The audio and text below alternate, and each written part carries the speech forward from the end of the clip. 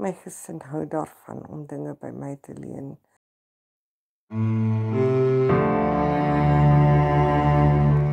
Ek sien jongens van 5 meisies in my gesin. Ek het altyd gehaat, want dit het beteken dat ek nooit iets gekry het nie. En al my besittings aan my oorhandig is. Ek het gewerk gekry toe ek 14 was.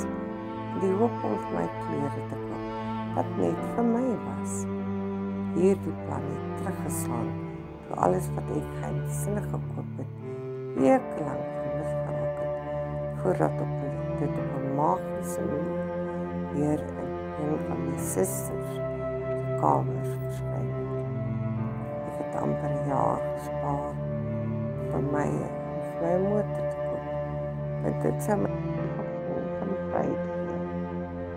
Ongelukkig maak die saak hoe vroeg ek elke oggend opgestaan het nie. Die motor altyd weer ontbreek. Elke keer as ek 'n boodskap in die gesinsklets gestuur het en mense gevra het om dit terug te gee, sou ek met verhandigheid begroet word en gesê word dat familie-items deel en ophou om so selfsugtig te wees. Die ergste oortreders was my oudste suster Emma en haar jarelange kerel Matt. Hulle sal my motor voortdurend teruggee met skrape of met skaars brandstof. Ek het een oggend wakker geword en amper gespring van vreugde. Toe ek sien my motor is nog daar, weggery met die doel om strand te gaan. Vir myself gesing, toe ek sien hoe die verkeersligte voor my rooi word. Probeer om my remme aan te slaan, maar dit het nie gewerk nie. My motor het in die aansluiting gejaag.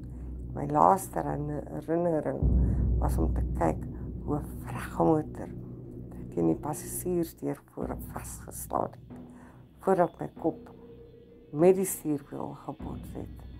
Ek het in 'n hospitaalbed wakker geword en 'n verpleegster het my vrae begin vra. Dit is baie groggy en ek het my bes probeer om haar vrae te beantwoord.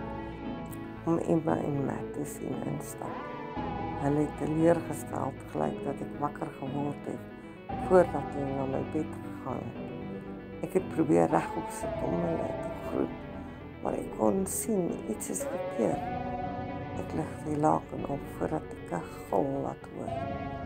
Emma het my begin skel, omdat ek 'n toneel gemaak het, voordat sy verduidelik het dat hulle my baarmoeder geleen het, terwyl ek in 'n koma was, en dat hulle die septuploids gehad het.